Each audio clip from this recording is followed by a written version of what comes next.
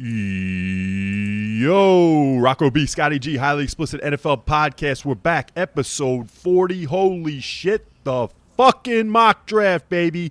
We're here. This is the best episode of the year. We've been fucking shooting our shorts, waiting for this fucking thing to happen. And we're finally here. This is Rocco B in Louisville, Kentucky, and I got my boy Scotty G. How you doing? And my boy Dr. TOMAS. I am here. They brought me back. I can't believe I'm still not kicked off yet. Well, we can't either, but he's back. Dr. TOMAS. Dr. TOMAS, if we want to keep going with that. But I'm going to tell you what, we are finally here. I don't think we waste any fucking time. And I think we get right into our mock draft. It's finally here, fellas. Tomorrow, we will have the NFL draft, but here is our mock draft where we fucking crushed the prognosticators last year in 2021.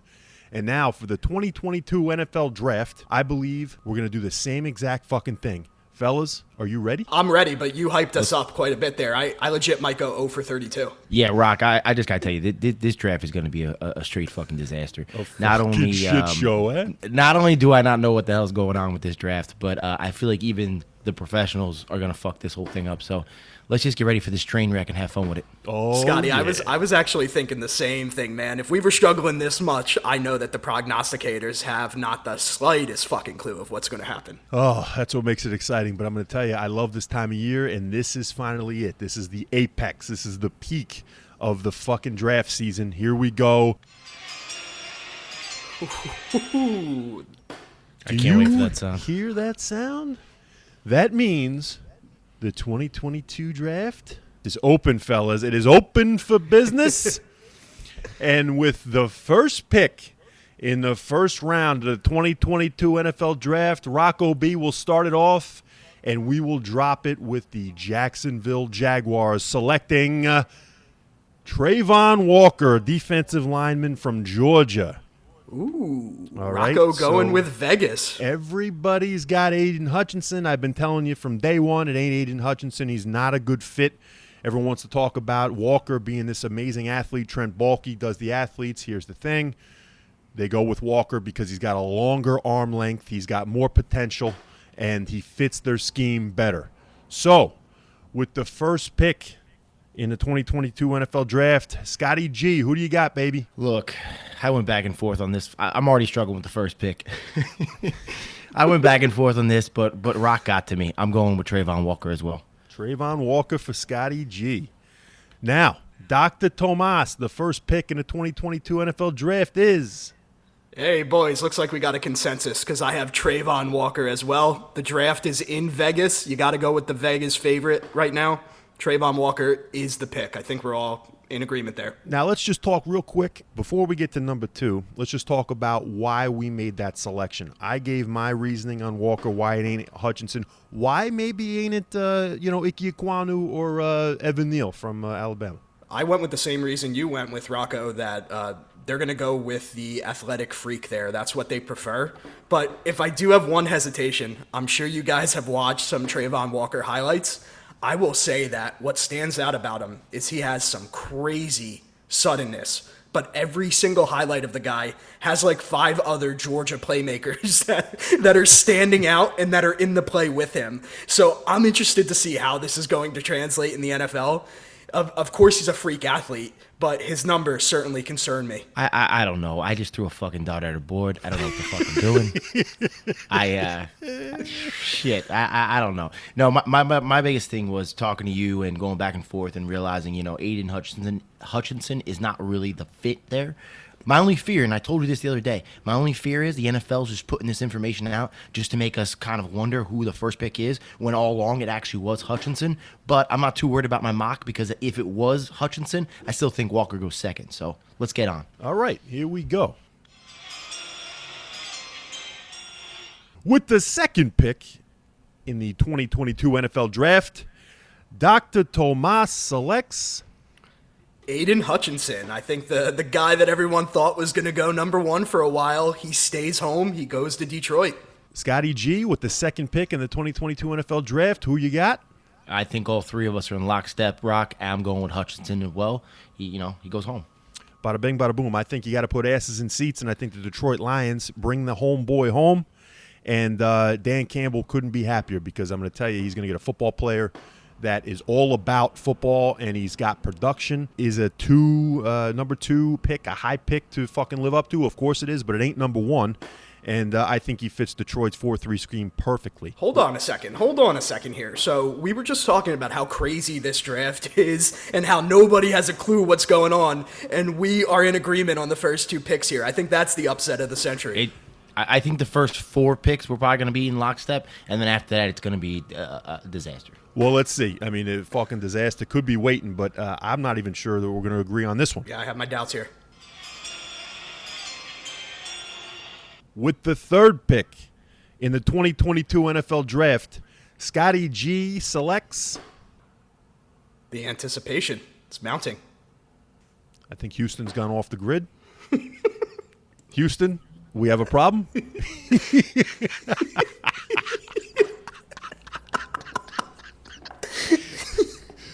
What's he doing? Scott, you gotta reconnect, bud. None of us can hear you. Oh, my bad. I thought you could hear me. Fucking suspense. Oh my god.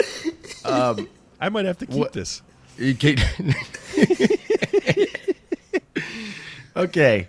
So what I was trying to say before I somehow got muted on this bitch is I can't say this fucking guy's name, but it's the offensive lineman. You know his name. You know the fucking guy's name. You say it. I'm not saying it. I want to hear you try to say it. I want to hear you try to say it. I'm not going down this road. Rocco, don't you dare tell him. I want to hear him say this. Scotty, I'm not sure who you talking about here, Scotty boy. I want to hear what you got. Got to give the people what they want, Scotty. Akeem Aquano. All right, not too how bad. good was that? Not too bad. Not far off. Ike Ekwonu. So he's got Ike Ekwonu going to Houston with the number 3 pick. Wow. I think my reasoning is because Houston's reloading, they're restocking, they ain't ready to get their quarterback, but they got to build that thing from the inside out. They're going to go offensive line, defensive line, and kind of get that thing right.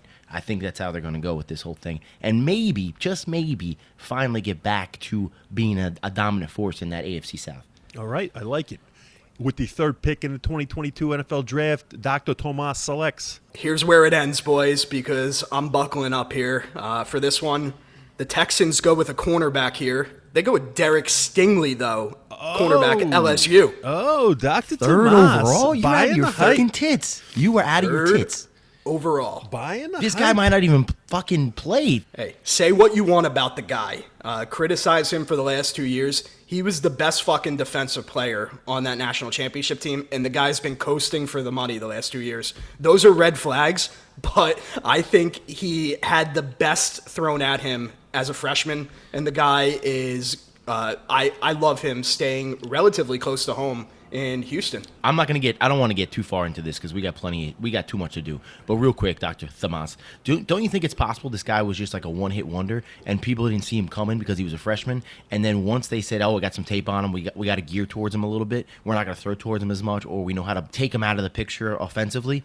Like, don't you think maybe that was the factor? And then you add the injuries on top of it? I mean, this guy is a fucking risk. I think he's going to be good, but at 3, you're out of your tits.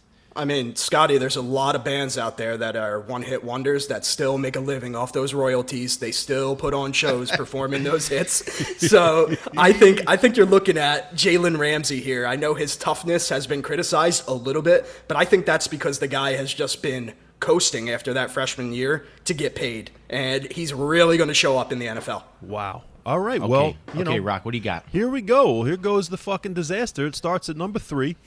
Rocco B takes with the number 3 pick in the 2022 NFL Draft, Evan Neal, tackle from Alabama. Right here we have 3 different choices. This is where it gets fucking exciting. I have him at number 3 because Nick Caserio is attached to who? Bill Belichick, and Bill Belichick is attached to who? Alabama and Nick Saban. So you get Titus Howard, their first-round pick, will stay at left guard. You got fucking Evan Neal going to right tackle, and you got Laramie Tunsil at left tackle. I think they go Evan Neal here. I think they're okay with his medical. They know the insides and outs of Evan Neal and the Alabama program. They're comfortable with taking him. And number 3. I like it. You piece of shit. Last night, a little bit behind the scenes here, you texted us all last night about the medical red flags being waved about this guy, and now you have him going number 3 overall. This Dr. Tomas, even though this is, or Dr. Thomas, as we lovingly call you, This is about not technically what I would do, but what I think is going to happen. And Evan Neal is an Alabama offensive lineman, and who's more connected to the Alabama program than It's a good call. Casario? I just think it's going to happen. Now with the 4th pick in the 2022 NFL Draft. Get the booze ready. Let's just get the booze ready. Let's fucking put the ice in the glass. And I want to start off with none other than the Jets superfan, Scotty G. Who do the Jets take at number 4? I've been waiting for it all week. I have at number 4, edge rusher out of Oregon, Kayvon. Oh, Thibodeau. he goes with Thibodeau. Not going to happen. It's just not going to happen. I'm sorry. Holy shit, I am fucking, Hey, my I'm not mind saying I'm is happy blown. about it. I'm just telling you that's who they're going to take. My mind is fucking blown. We'll get into that in a minute. Dr. Thomas, who is the 4th pick of the 2022 NFL Draft?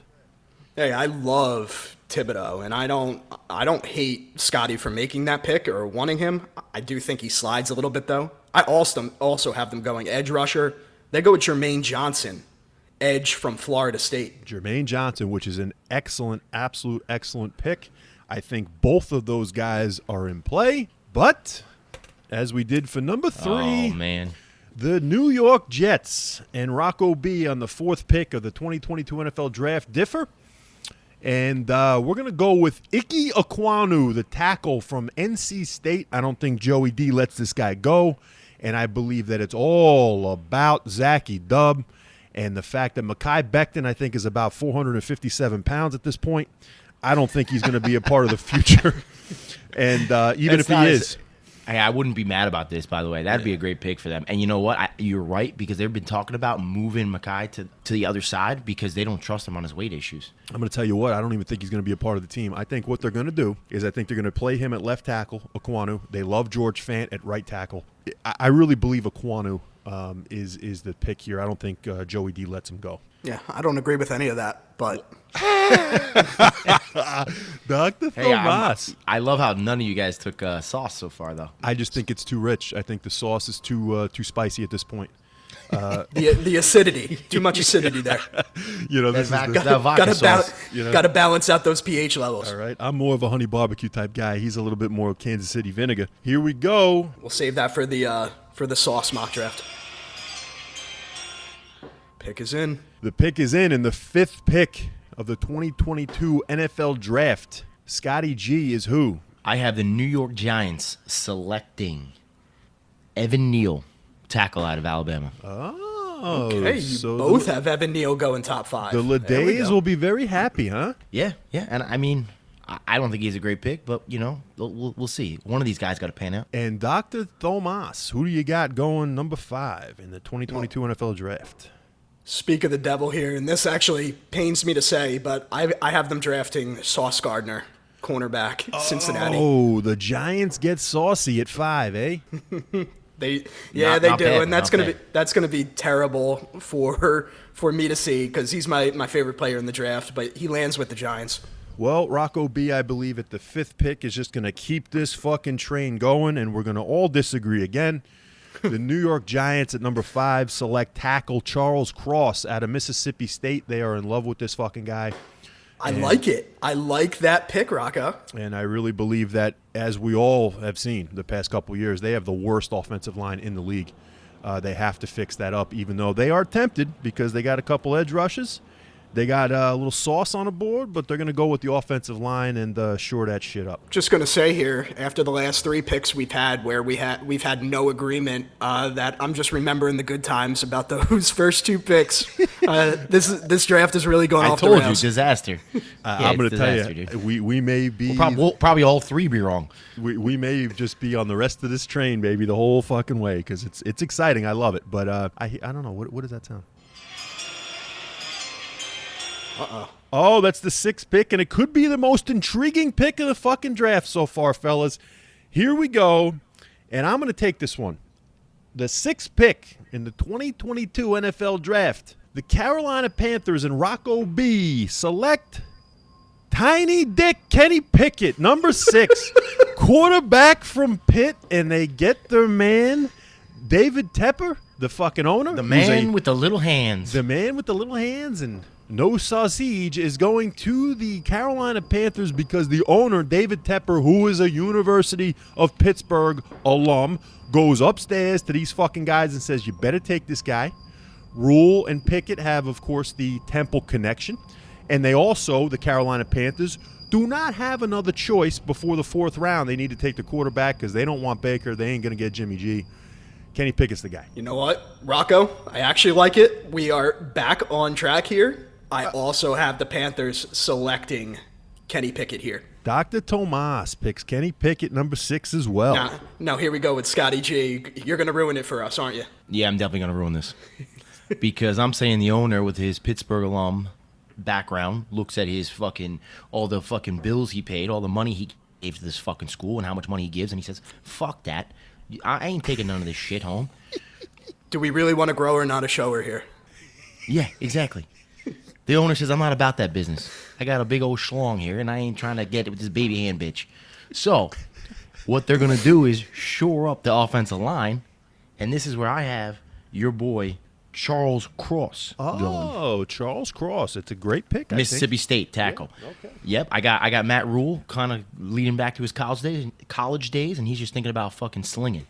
All right. Slinging, and who the fuck's going to be slinging it? I hope to God it's not Sam Darnold, but They got it. I either think it's Pickett here or they trade out, but I don't hate that pick, Scotty. Look, Scotty, who's the quarterback? Look, here's my real quick. They already paid Darnold for this year. He's getting paid whatever 18, 20 some million. Mm-hmm. There is no way when there is no quarterback on the board worth a shit in that top 10 pick that they're not going to say, all right, well, let's give Darnold everything he needs and just make sure he's not the guy. And if he's not the guy, then next year we go get our quarterback, because I don't think Matt Rule's on the hot seat like everyone else did when he got that 7-year contract and he's only in what, year 2 or 3. I don't think he's on as much of a hot seat like everyone thinks he is. I think he's got time, and I think this year they're going to make sure everything is square and see if Sam Darnold's the guy. If not, they go get their guy next year. Yeah, and he's in year 3. But yes, I mean, if you don't believe that Rule's on the hot seat, then why the fuck would they need their quarterback? You're exactly right. They invested so much in Darnold, and they're just paying him, the 18 to 20 guarantee this year. I get it. Is everybody ready? Here's the first trade of the 2022 NFL Draft. Rocco B is going to start this one off again, and we're going to go number 7. With the number 7 pick in the 2022 NFL Draft, the New York Giants trade this pick, and they trade it to the Pittsburgh Steelers. They receive the number 20 pick this year, and they receive a round 1 pick in 2023. And the Pittsburgh Steelers select quarterback Malik Willis out of Liberty at number 7. All right. No, I think they're definitely enamored with him. I love that you thought of the logistics of what they were getting back. They sneak into, the Giants want to trade out. They want another pick next year so they can get the fuck out of Daniel Jones. And they want another pick this year. They want to stay in the first round this year, but they're going to get a first-round pick next year for the ammunition to get rid of Daniel Jones. And Malik Willis has been tied to Pittsburgh since day one. I think he's a perfect fit for Tomlin and the Steelers. They know they got Trubisky for a year. Willis can learn, and then boom, they set him up.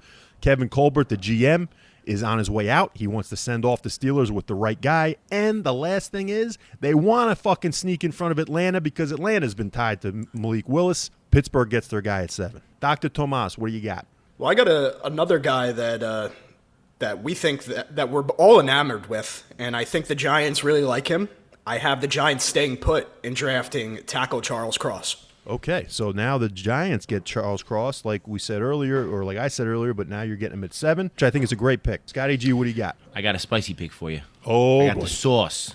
I got the sauce. The sauce. So I got the G-Men taking Ahmad Sauce Gardner at number, what is that, 7? Number 7. So they still get their offensive lineman, and they still get Gardner. I'm telling you, if you like Evan Neal, this is a hell of a draft, in my opinion, if it goes this way for the New York Giants. Wow. This is pretty funny because I have Sauce at 5 to the Giants, Cross at 7 to the Giants. Rocco, I think, are you the other way around there? What's the situation? I have Charles Cross at the Giants at 5, and then I have the Giants trading out to Pittsburgh at 7. And then Scotty I has think- Sauce going 7 and a different lineman going 5. Yes. Got it. Yeah, I just think the Giants got to take an offensive lineman first because they got to see what Daniel Jones is, and because that offensive line is pathetic. Yeah. They got to make sure Saquon Barkley can get through the fucking line.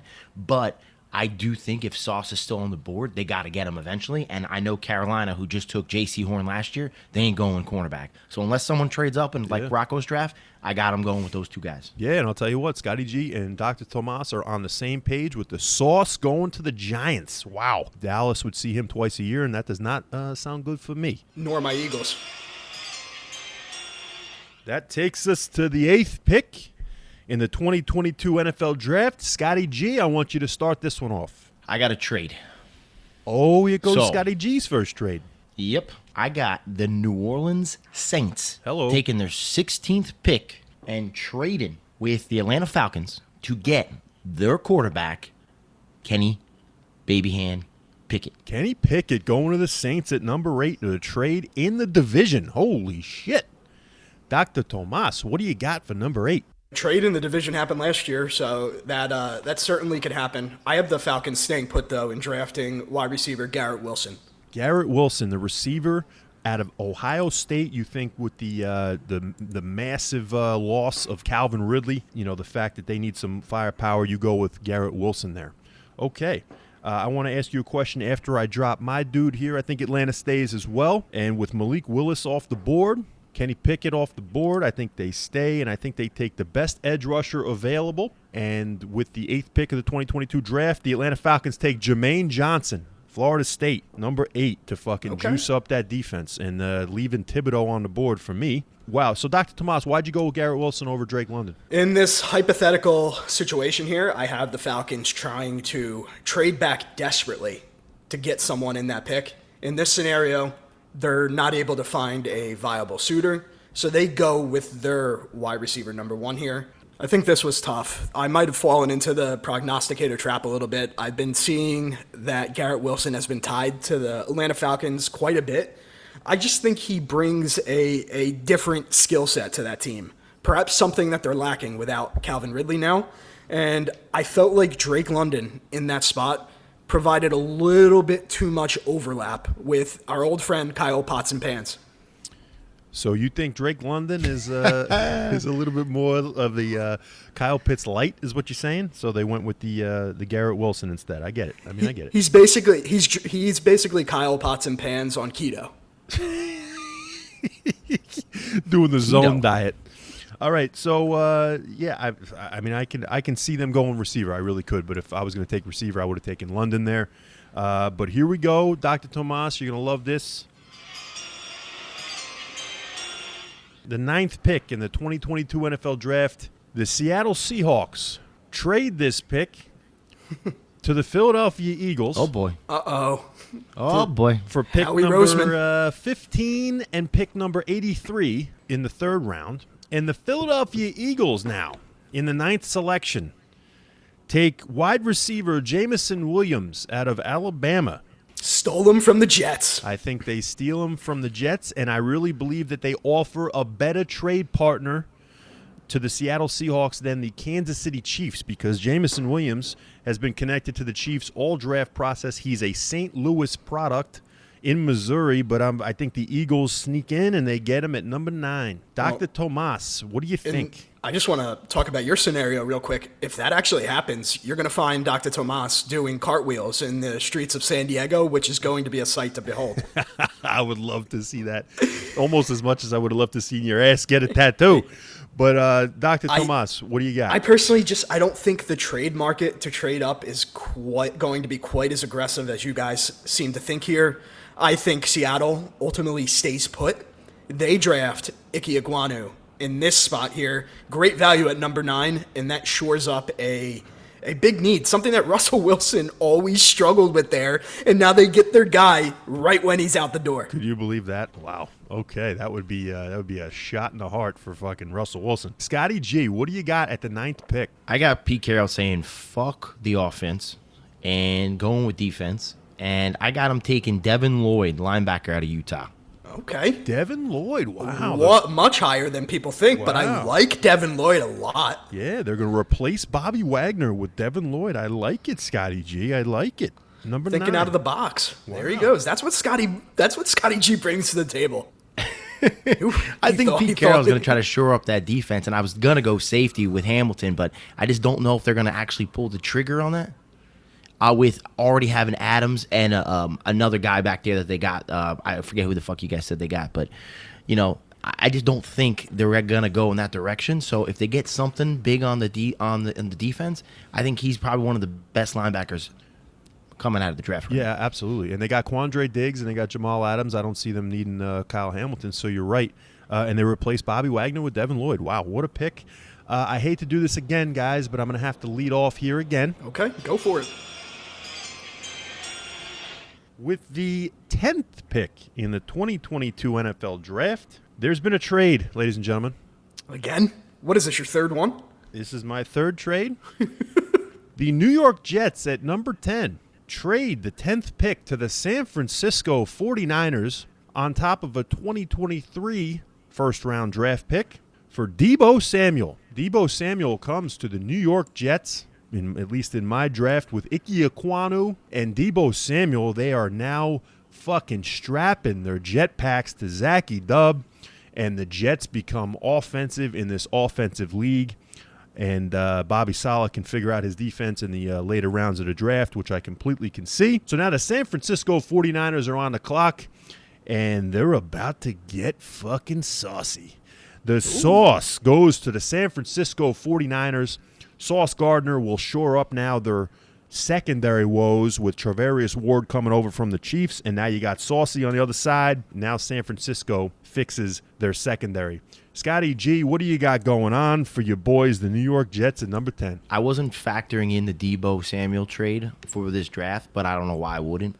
And honestly, the pick I had for the Jets, I could literally just slide in and give it to the 49ers. So it works either way.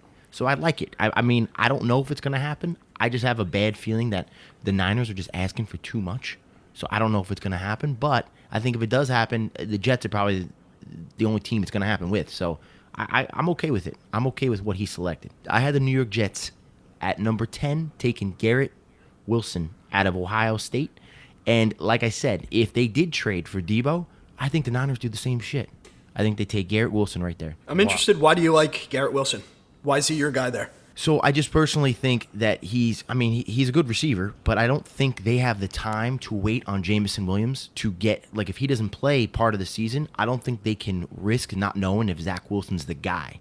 I don't think Drake London's the guy. I mean, maybe that's just my personal opinion, but I think they want a guy who can kind of do a lot of things, and Garrett Wilson, next to Jameson Williams, is probably the next closest kind of all-around athletic receiver. You know what I'm saying? Wow, I think they need somebody like that to help Zach Wilson's progress. And I don't think they can wait on Jameson Williams, because even if it takes him 6 games and then all of a sudden he's the best receiver we've ever seen, in those 6 games, if we go 0-6, it's going to be a bad look for Joe Douglas, and he's putting his career on Zach Wilson right now. He's already kind of fucked up with the Mekhi Becton pick in a lot of people's eyes. Yeah. So he's got to get Zach Wilson right, and he's got to give him the tools to do it. So Wilson or Wilson, baby. That's what you want to hear as a Jets fan. This is a good segue here, because I have the Jets staying put, but I have them drafting Jameson Williams I didn't even think about that. I have the Jets staying put and drafting Jameson Williams here. I think that's a home run pick for them. I think they're adding such a deep threat for Wilson to throw deep to. That would be a great match there. I think they can't go wrong. Scotty mentioned about him missing part of the season and perhaps that being a reason. Kind of hate that. I get that they need a quick start.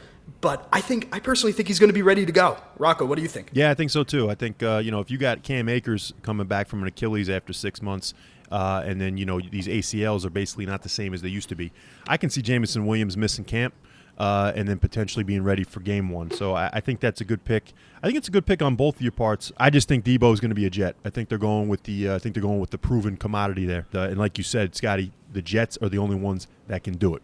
Now, Dr. Thomas with the 11th pick in the 2022 NFL Draft. The Washington Commanders select. I'm going to stick with the wide receiver trend here. I'm going to go with Chris Olave, Ohio State. Chris Olave from Dr. Tomas. They love those Ohio State receivers over there in Washington, eh? Yeah, they're sticking with the trend. Scotty, what you got here? Well, I just think that defense needs some help. So I got Kyle Hamilton coming off the board to help out that Washington Commander team, which I don't know how I'm ever going to go through life and not make fun of this name, by the way. This is such a terrible name, by the way. Yeah, literally, I really just can't get over it. It's one of the worst team names I've ever heard. But yeah, that's what I think. I think they go Kyle Hamilton out of Notre Dame. Notre Dame. I think that's a great pick. He's available on my draft as well. But Same here. But as Scotty G says, I don't think that they're going to go that route. I think they're going to have to help out fucking walk it to him Wentz as much as possible. And I think they go wide receiver Drake London out of USC to the Washington Commanders. It gives a big target zone for Carson Wentz to miss, and London can still come down with it.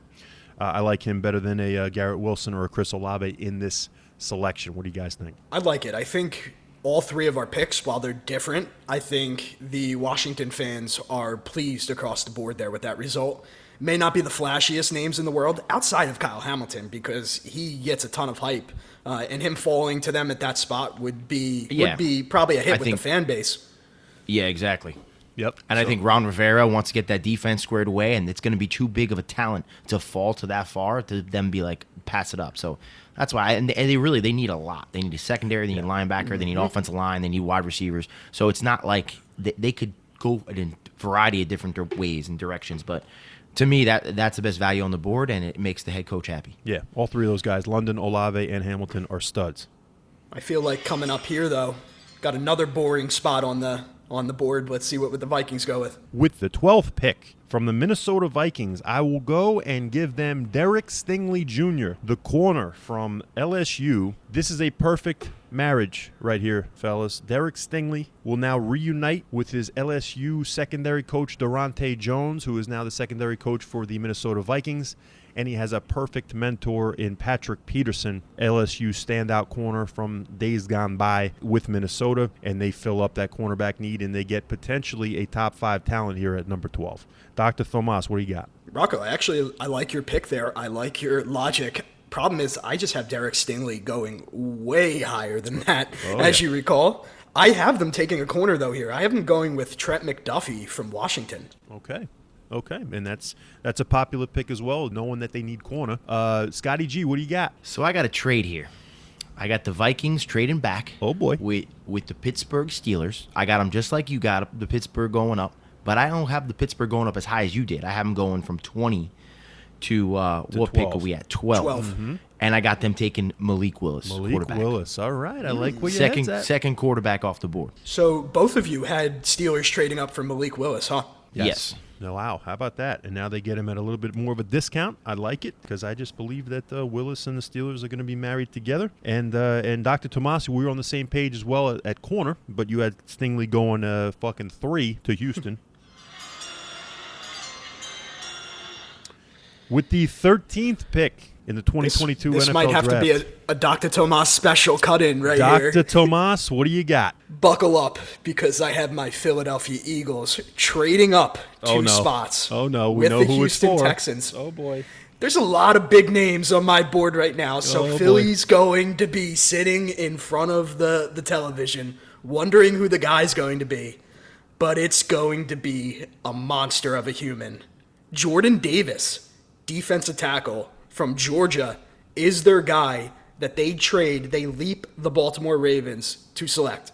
Wow, leaving Kayvon Thibodeau on the board for Dr. Tomas. They go Correct. Jordan Davis. Jesus, do you both always have go with Thibodeau on the chaos. I have Thibodeau on the board. Wow, unbelievable. Scotty G, who do you got with number 13? So here's the funny thing. I have the Texans staying, but taking the same fucking guy, Jordan Davis. Wow. And I got the Houston Texans building from the inside out. That's smart. Like the Patriot way. Yeah, very smart. And that was exactly where I was going the whole fucking time with my mock draft as well, fellas. It's funny, though, that I get off of that. And this could potentially have been one of the biggest trades for my mock draft as well, but I just don't want to see it, so I didn't even mock it. I could easily see, fellas, the Houston Texans trading this pick to the Dallas Cowboys for Kayvon Thibodeau. I can just see it. I can just see Jerry Jones wanting to steal this draft, stealing Thibodeau. He loves that kind of guy. But I have the Houston Texans staying at 13 and selecting Kayvon Thibodeau at number 13 to the Houston Texans, helping out Lovie Smith's defense with a pass rusher. They take him over Jordan Davis. They can't help themselves. I dislike this pick a lot, and I'm going to tell you why. Because what is Thibodeau compared to? Who is Thibodeau compared to? Clowney. Mm-hmm. And what did Clowney do to the Houston Texans? They took him first overall. Yeah, but he burned him. He never was what he was supposed to be. And I think that's left value, though, Scotty. That's left a terrible taste in their mouth. I don't think they're going to risk it. Yeah, I understand. I completely understand. I was torn as well. And again, I really can see the Cowboys trading up here to 13, giving them the first and second round pick to go get this kid. And Jordan Davis is in play because, believe me, I had Jordan Davis and Evan Neal to Houston the whole fucking way because of Caserio, the Patriot way. You get your Vince Wilfork. You get your fucking big tackle, offensive tackle in the first pick. I get it. But Thibodeau is fucking staring at you in the face. And the edge rusher that you need in the NFL now, he's got to take him there at 13. But Jordan Davis with Dr. Tomas and Scotty G, wow, okay. We're not going to see that very often, I think, fellas. Now, with the 14th pick in the 2022 NFL Draft, I will go with the Baltimore Ravens, staying in this pick and taking the fucking monster himself, Jordan Davis, the defensive tackle from Georgia. Dr. Tomas, what do you got? Well, I had them getting leaped over for Jordan Davis. They get their consolation prize, though, and I think they walk away very happy here. They get Kayvon Thibodeau here. Wow, this is where Thibodeau goes to the Ravens, making that defense even fucking stouter. Wow. Exactly. Okay, and Scotty G, what do you got, baby? I think if Davis was on the board, that would definitely be one of the guys that they would go for. So that's definitely a thought I had, but since I already had him going in the pick right before him, I have them going cornerback, Trent McDuffie. From Washington. I think that's a great pick as well, Scotty. Yeah, it kind of addresses the defense, gets them their more of their identity back. They got to stop some of these crazy quarterbacks now they got in the AFC. Absolutely, I really like that. Now, for Rocco B in his mock draft, the 15th pick in the 2022 NFL Draft is now occupied by the Seattle Seahawks based on the trade that they make with the Philadelphia Eagles. And I think they sit here, and this is where they get their dickhead offensive tackle, Trevor Penning. It'll be perfect for Pete Carroll. This guy was just pissing everybody off at the Senior Bowl, driving them into the ground, being a little overly aggressive, and that's exactly what Seattle wants. And nasty guy. Nasty guy at offensive tackle. So that's for me. Scotty G, what do you got at number 15? I got the Eagles staying put, and I got them getting Dr. Thomas's boy, Jameson Williams, wide receiver out of Alabama. Wow, all the way at 15. Cartwheels. Well, yeah, Cartwheels. What a fucking steal that would be. Oh, I would be happy. I don't think he's lasting till 15, but if he does, you're going to hear no complaints out of Dr. Tomas. Pair him with another incredibly healthy, super in shape, great body mass, Devontae Smith, another receiver from Bama. Mr. BMI himself. And Dr. Tomas is going to be a very, very happy PhD. Ain't going to happen, but what do you got for number 15, Dr. Tomas? So I got the Texans on the board here. If you recall, they traded back 2 spots, and they get perhaps the steal of the draft here. They take Kyle Hamilton, safety out of Notre Dame, all the way at 15. I'm confident he slides out of the top 10. But to get him at 15 for a team like the Texans that need, quite frankly, a lot, I think that's a great get for them. Yeah, absolutely. That's a great pick. I like it. I like it a lot. And they got extra picks, too, for trading back 2 spots. And to get a guy like Kyle Hamilton, incredible. Absolutely love it. Dr. Tomas, let's stick with you for the 16th pick in the 2022 NFL Draft. What do you got? I think I'm going to get some haters on this one. I have the Saints staying put at number 16 and drafting wide receiver from Arkansas, Treylon Burks. Treylon Burks, my man, going to 16 to the New Orleans Saints. Wow, okay. Scotty G, what do you got, baby? All right, so in my draft, I have the Atlanta Falcons at this spot because of an earlier trade. And here's my thought on the Falcons real quick. I think after they lost in the sweepstakes with Deshaun Watson and they shipped out Matt Ryan, in what I saw was with no Calvin Ridley this year, I saw it is a tank year We are tanking to get our quarterback next year. So we don't give a fuck, which is part of the reason why I have them trading back and acquiring more picks. And because they have time and they don't worry about, this and that this year, they're going to go and take a flyer on Derek Stingley Jr. and see how he can shore up that secondary. A flyer on Derek Stingley. I'm not on board with that at all. Derek Stingley at 16. I would love to see that. I don't think it's going to happen, but damn, that's When do you a think great value. You think he goes a lot? You both think he goes way like top 10? He doesn't get past the Philadelphia Eagles if he's there. Well, yeah, but I just think Minnesota is too perfect there at 12. But Same. yeah, if Atlanta can bring in Derek Stingley at 16, that would be fantastic for them. I think there's a lot of questions about the guy. That's why I think he falls. I mean, what do you think? Let me ask you this, both of you, real quick. You are both basically telling me that Kayvon Thibodeau is more of a risk for teams to take than a Derek Stingley Jr. who had one good season 2-3 years ago? Think about that for a minute. He didn't just have a good season, though. He had an all-time season. Yeah, I just think Thibodeau is just, I think Thibodeau and Stingley just 16 is, I think, too far down. But they'll drop for sure, I think. I think we'll see. as much as we dunk on Scotty here, we're going to be surprised by some of the names that slide in the draft. Oh, fucking absolutely. So, is it out of the question? No. Do I think it'll happen? Also, no. Yeah, But absolutely. We'll see. That's the fun of it. We'll see. And here I have New Orleans sticking at 16. I think a lot of mocks, a lot of people think that they're going to take quarterback here. I do not. I think they go with the best receiver on the board. They pair up the Ohio State boys, Michael Thomas, and now Garrett Wilson goes to New Orleans at 16. Okay, so we both think a wide receiver there. I think that you're just trying to keep Traylon Burks around for a little bit selfishly, but no, I get what you're saying. Yep, I think they're tied. I think they would be fucking, like you said, they would be doing cartwheels if Garrett Wilson was there at 16 for them. Now, the 17th pick of the 2022 NFL Draft is occupied by the Los Angeles Chargers. Scotty G, I'm going to give you the floor on this one. What do you think the Los Angeles Chargers, formerly the San Diego Chargers, do here? I think they give a call to your boy Drake London and say, don't pack your shit, stay around from USC, and come down here because Herbert needs a big body in the end zone to catch the fucking touchdown passes. Love it. What? Love it, Scotty. I don't love it, honestly. Love it, Scotty. Why? That's to me, I mocked him there fucking 10 separate times. I think that's a great pick, Scotty. Dr. Tomas, what do you think? I have them sprinting to the podium for this pick. Not handing it over. I have them going to a guy that's dropped significantly here and fills a gigantic need for them. Evan Neal. He'll play right tackle for them. The offensive lineman from I can't Bama. believe I can't believe Evan Neal's still on your fucking board. Yeah, that's This my fucking guy. out of your tits Alabama pick. offensive lineman don't Yeah. get out of the 10th Yeah. pick. That's my out of your tits pick on that we one. shall see. That's the fun part is we'll be watching the draft, and if Evan Neal gets picked early, you can roast Dr. Tomas. Yep, if absolutely. he starts slipping a little bit and the Chargers pick starts approaching it, they're that team that I think grabs him. All right. I mean, you're putting your balls out there, buddy, like you did last year with the tattoo. You're putting your balls out there with Evan Neal at 17. We'll see. But I'm more on the line with Scotty G here. I believe they can't fucking help themselves.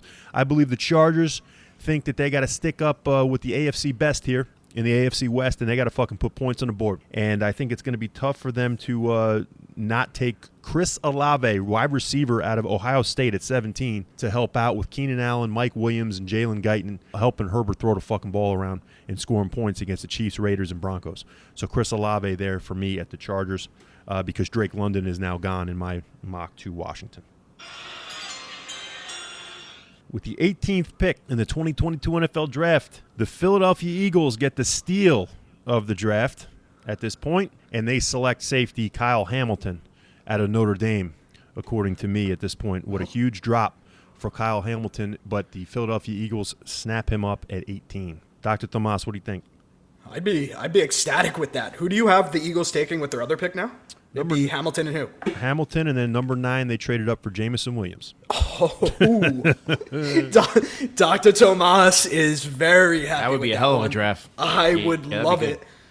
good. Guys, if you recall, though, a couple picks ago, I had the Eagles trading up 2 spots with the Texans for Jordan Davis. In this pick, I have Howie Roseman remaining active. He actually slides back 2 picks. Okay. The Steelers jump up to 18. And guys, we are all on the same page here. Oh, here's they Malik. have them leaping. They have them Mr. leaping the Willis. Saints for Malik Willis here. So we're all on the same page there, just Yeah. at different spots. Different spots. I like that shit. I like it. Scotty boy, what do you think? So I know Dr. Thomas is not going to like this. You're probably not going to like this either because you're going to think it's too much of a reach, and I get it. But I think the Philadelphia Eagles need to get someone else on the other side of Mr. Slay. The other Darius Slay. side. And I think they go with Andrew Booth Jr. Love it. Out of Clemson. You would hear no complaints from me about Love that. it. They absolutely need a corner, and I like Andrew Booth more than most. I love it. I mocked Andrew Booth there. I think the other 15 mock drafts I had, in this draft, I have Hamilton fallen. There's no way they give him up. 15. Yes, I did a spent ton. The whole fucking week I doing did a fucking ton. mock drafts? Andrew So- Booth is the The guy lo- in Philly. Man, the audience here, how lucky of them. They get to hear version 15. Well, this is, I think, version 21. But I'm going to tell you what. Andrew Booth, you heard it here first, fellas. If the Philadelphia Eagles select a cornerback, it's Andrew Booth. I will guarantee it. Yeah, that sound cut me off, so I don't know. I couldn't talk anymore about that pick. Sorry. Number 19. I might have to cut in here, guys, again. Okay, we have the New Orleans Saints on the clock here with the 19th pick in the 2022 NFL Draft. Dr. Thomas, take it over. In my mock here, I have the New Orleans Saints losing their mind that the Steelers jumped them 1 spot for the guy they were about to take. They were about to take Malik Willis if he was there. They end up trading back All right. with the Bengals. The Bengals jump up to number 19. No fucking way. To grab the guy we were just talking about, Andrew Booth. Andrew Booth goes to the Cincinnati Bengals. 12 picks higher than they picked. They trade with the Saints to get a corner. No fucking way, Dr. Thomas. I absolutely hate this one. This one ain't going to happen. The Saints get desperate. They lose their guy, and they trade back. And the Bengals are their dance partner here. Well, here's their guy. So now I got to piggyback real quick, Scotty G, and then we'll get to you. No, they do get their guy at number 19 here. They have Garrett Wilson now at 16. And at 19, the New Orleans Saints select Matt Corral, quarterback, Ole Miss, at number 19. Okay. And I don't hate it. I don't hate that by any means. There's no way they don't have a first-round pick next year in 2023. There's no fucking way that they traded with the Eagles to get another pick to not get a quarterback. You got the Trevor Penning, their offensive tackle that they really want, is gone. And there's no fucking way they don't take quarterback here. I think they really like Corral. Scotty G, what do you got? I got the Saints. They already got their quarterback. Now they got to get Michael Thomas some help or get somebody in there in case Michael Thomas fucking takes a hike. So I got them taking Chris Olave from Ohio State. That's a great pick, Wide Scotty. receiver. Great pick. I think they're in love with those Ohio State receivers. Whoever they can get, they can get. Dr. Thomas, I don't want to dump on you. That to me, this is the worst pick of the draft. Probably in the past 2 years, even worse than Kwity Paye. You were just hyping up Andrew Booth, though. I mean, Not for Cincinnati. Not for the Bengals. No way. They're going to trade back. They will never trade up. Hey, I just can't wait because that's the one you can dunk on me the most for is that one. you speak so confidently. Yeah, you speak so confidently just about with my things. Bengals. My Bengals. They're not doing it. They're not trading up. No fucking way. I didn't hear I didn't see the press release of them making you the general manager. They fucking should. They fucking should. I knew they were going to be better than they fucking knew last year. I think you should buckle up because the next pick is my Eagles on the clock, and it's going to blow your mind. I'm not going to give it away yet. Well, with that sound, the 20th pick is now here, ladies and gentlemen, the 2022 NFL Draft. And I believe we have another Dr. Thomas special. Here we go. Well, get ready because you just said the last pick was the worst pick of the draft. Well, Oh, boy. I always say I have my fingers on the pulse of what the Eagles are thinking. Is and that where your fingers are? Yeah, that's where the fingers are. So get ready here because Howie Roseman, he traded back Punter out of San Diego State. Matt Ariza. He traded back 2 spots here to draft Daxton Hill, safety out of Michigan. Wow, they go Dax Hill, the fucking Michigan Wolverine who can play all over the place. Wow. Yep. Let me give my reasoning. That's exactly, you nailed it there. He fits Jonathan Gannon's scheme to perfection because he is a modern day positionless player that you can line up anywhere. I recently heard Mel Kiper speak about this guy and say that if you looked at him as only a corner, you can make an argument that he would be considered the third best. So it's a guy that can play anywhere on the field, and I just think he fits exactly what they want to be in a defense. Yeah, I love the kid. I think it's a little high, but I love the kid. I love that pick. And, that was part of my thought process with them trading back a little bit, though. I understand that. I get it. Scotty G, this, I believe, is now Minnesota's pick for you? Yeah, it's Minnesota Vikings pick, and I have them. They moved back all the way to 20. I had them trade back with Pittsburgh at 12. So I have the Minnesota Vikings going from 12 to 20, trading with Pittsburgh. And at this 20 spot, they gotta do two things. They gotta get Kirk Cousins some help, and they gotta get Dalvin Cook some help so that he doesn't keep getting his ass hurt. With that, I got them taking center Tyler Linderbaum out of Iowa. And shoring up that offensive line. Fantastic pick. I love that kid. If he wasn't a center, then I think we'd be talking about him as a top 10 pick. Oh, of course. Teams just don't value centers the same way. But he's a fucking stud. It's interesting, too, because Minnesota just declined the fifth-year option on center Garrett Bradbury. So that's a very good pick, Scotty boy. I love Linderbaum. I would love him to come to Dallas. I know they're not going to do it. I have the Giants here, fellas. I had the Pittsburgh Steelers trading up to number 7 with the Giants. Now the Giants sit at number 20. Here's a controversial one, maybe. I had them taking Charles Cross. You guys had them go offensive line as well with their top pick. I went Charles Cross. You went Charles Cross. Scotty G went Evan Neal. Mm-hmm. Worst offensive line in the league. They've done extensive work, and I'm telling you, extensive work on the number 20 pick, Zion Johnson, guard out of Boston College. They're going to fix this O-line in 1 year. They're going to have Charles Cross come in, left tackle. They're going to put Andrew Thomas at right tackle, and they're going to put Zion Johnson over Shane Lemieux, the worst left guard in the league by far, and they will put him at left guard, and they will at least give Daniel Jones a fucking chance in hell to see if he's got anything worth left in the basement. I like it. What do you think, Scotty? Yeah, it's okay. Hey, it's okay. Yeah, go. Yeah, it's okay. With the 21st selection in the 2022 NFL Draft, Dr. TOMAS, what do you got? I got them taking a Patriot guy through and through. I think he would fit perfectly for them. Devin Lloyd, linebacker, Utah. Love that pick. Love it. I got the New England Patriots, even though I know Bill's usually really good at fucking up draft picks. You know, we talked about this in the past, and you've always agreed with me, Rock, that Belichick's a terrible drafter. Mm-hmm. That Nakobe Dean out of Georgia would be the fit there. And I do like Dr. Thomas's pick as well. I already got Devin Lloyd gone, so that's the reason why I got Nakobe I love Dean. that. Love that. Love those two picks. If I kept New England here, that's where I would have gone with Devin Lloyd, with linebacker there. New England does their classic New England thing. New England trades back. And New England now trades back with who? They trade back with the Kansas City Chiefs. The Chiefs give them number 29 in the first round and number 52 in the second round. And they take George Pickens, the wide receiver out of Georgia.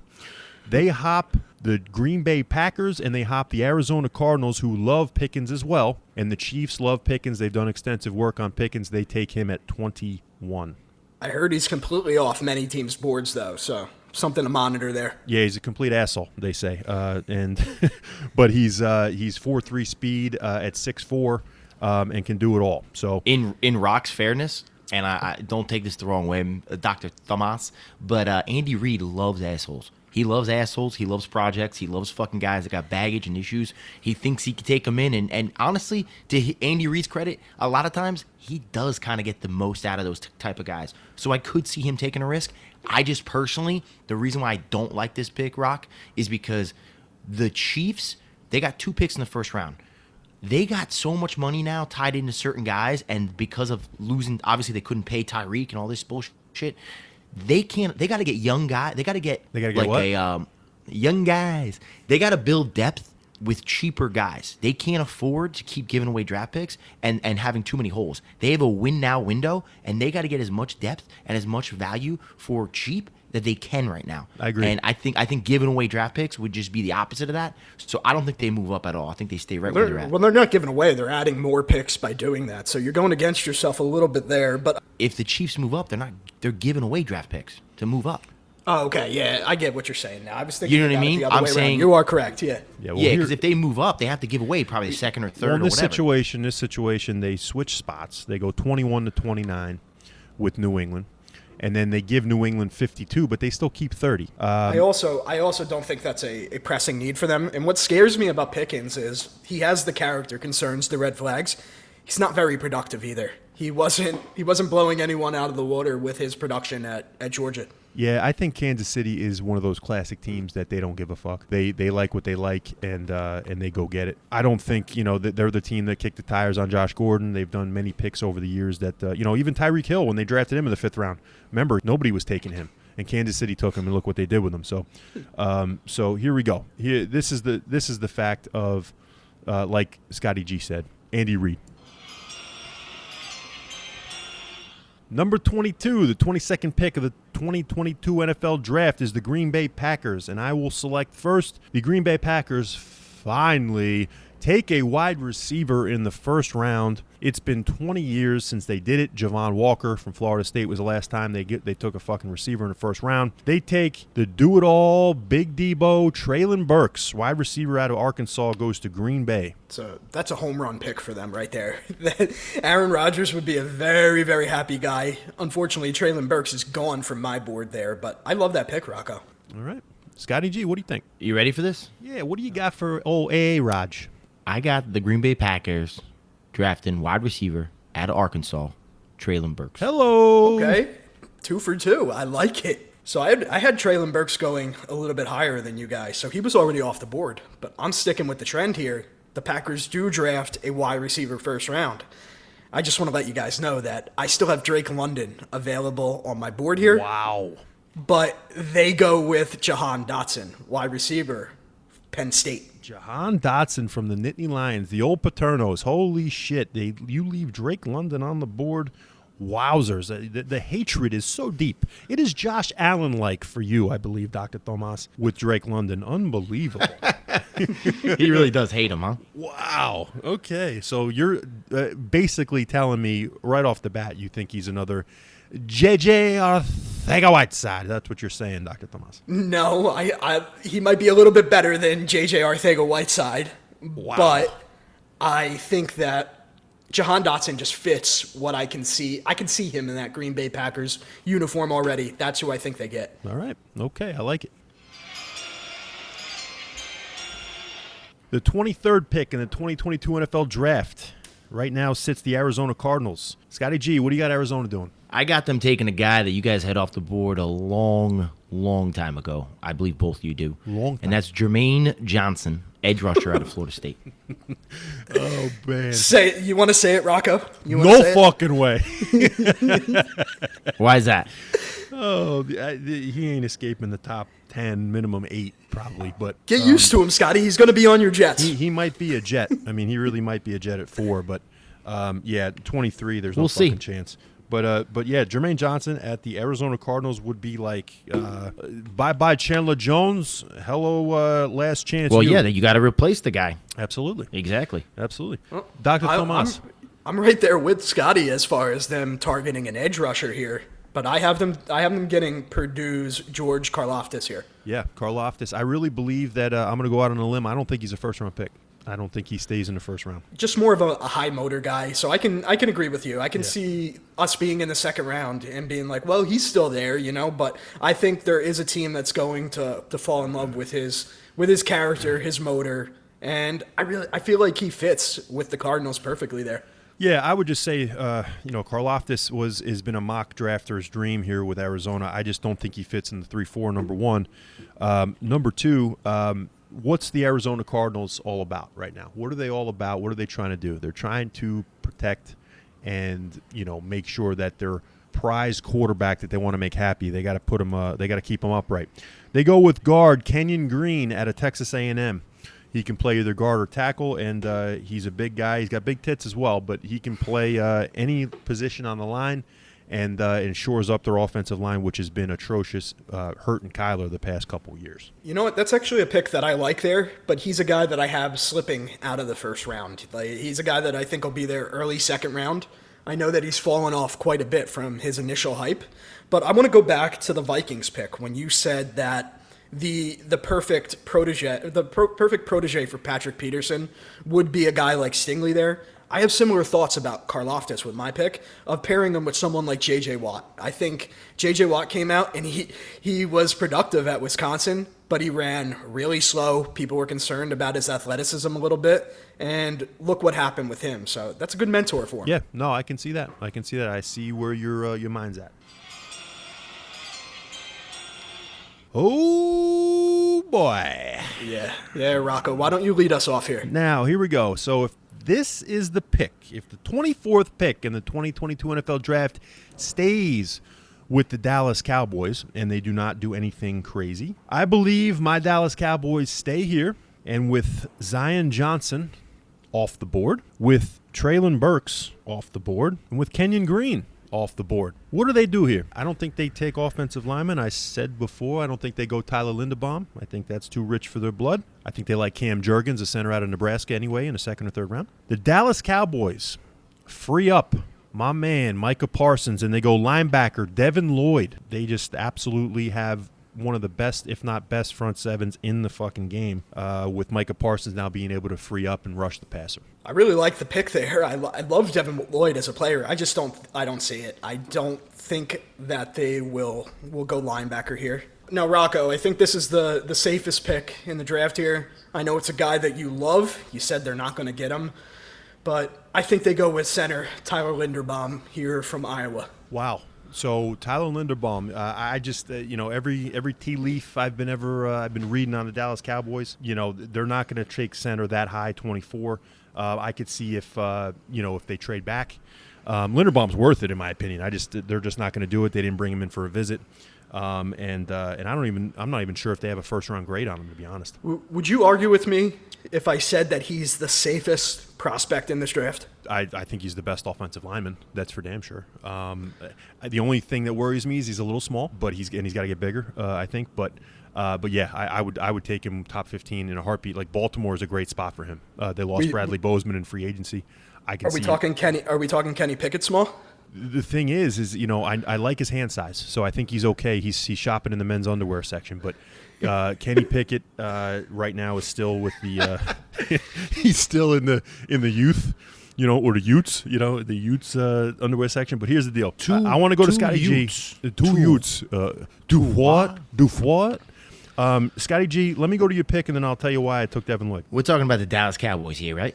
The same team that everybody was jerking off their fucking offensive line, sucking off this offensive line for years. Mm-hmm. And I'll give Rocco credit. Even like 2-3 years ago, he said that offensive line ain't what everyone thinks it is anymore. And I feel like just this past offseason, they started talking, man, that Dallas Cowboy offensive line really ain't shit. And because of that, I think Jerry Jones knows it. He's got to protect his multi-million-dollar investment in Dak Prescott. He's got to get his Ezekiel Elliott's fat ass through the line. So, with all that being said, I think they go Zion Johnson, guard out of Boston College, who I still have on my board. Yeah, I love the kid. I wish he was there. He'd be the pick for me in Dallas if he was there. There are so many of these Dallas Cowboy prospective players that are gone on my board. Even Chris Olave that visited the Cowboys at top 30 visit is gone. Zion Johnson, Chris Olave, Treylon Burks, Kenyon Green are all gone, okay? That's why they're going linebacker here. And to me, it's between Devin Lloyd and it's Nakobe Dean. And the way Dan Quinn plays defense, he wants the bigger, longer, stronger type of player. He would love me, I'll tell you that. But Devin Lloyd is the guy to free up Micah Parsons. They don't have an offensive lineman here that's worth the pick at 24. And Devin Lloyd, if we remember, fellas, a couple months ago, he was top 10 pick, okay? We were talking about him being potentially a top 10 pick. So I agree with you. I think that some of the concern there is what his age was revealed to be. He's not like super old, but his agent definitely scrubbed it off the internet that I think he's 24 years old. He's 24, yeah, and there is some injury concerns, but he's like I said, he's a bigger, stronger, longer player than Dean. I love Dean as well, but I think they'd take him over Dean here. This is an interesting pick. Number 25, the Buffalo Bills. People are calling it a luxury pick because they're the most set up for next year. Exactly. Dr. This Thomas. might be, yeah, this is Dr. Thomas time. Dr. Thomas, So- what do you got? You're going to think this is a wild pick here, but I have them drafting Drake London, wide receiver, USC, at 25. Drake London at 25. Holy shit. I feel like this is a spot where you can take a risk on such a gamble like Drake London. Yeah, this is the bias of Dr. Thomas here. There's no fucking way Drake London's there at 25. If anyone can turn him into a great wide receiver, though, it's Josh Allen. Yeah. Well, Josh Allen is fantastic. We all know that. Scotty G does as well. Scotty G, what do you got? So the Buffalo Bills got to address some cornerback issues. They can't keep going in shootouts with Patrick Mahomes in the fucking playoffs every fucking year. So with that being said, I have them taking. Some people have like the 4th or 5th best corner in the draft. In I don't know how to say his fucking name. Khair Elam from Florida. Is that how you say his name? Yeah, that's pretty How damn do you good. say his fucking name? Pretty good. Khair Elam. Good job. I like it. Yeah, I like it. He's getting better. out of Florida. Out of Florida. And I think that helps the defense out a lot. Yeah, I'm on the same wavelength with Scotty Boy. For my previous 28,000 mock drafts, I had the Buffalo Bills selecting running back Breece Hall in the first round here. I really believe this is a spot that I like that. I may hate the fact that I didn't do this in the final mock. But fellas, corner on the board. Trent McDuffie's still there. I think Trent McDuffie goes 25 to Buffalo.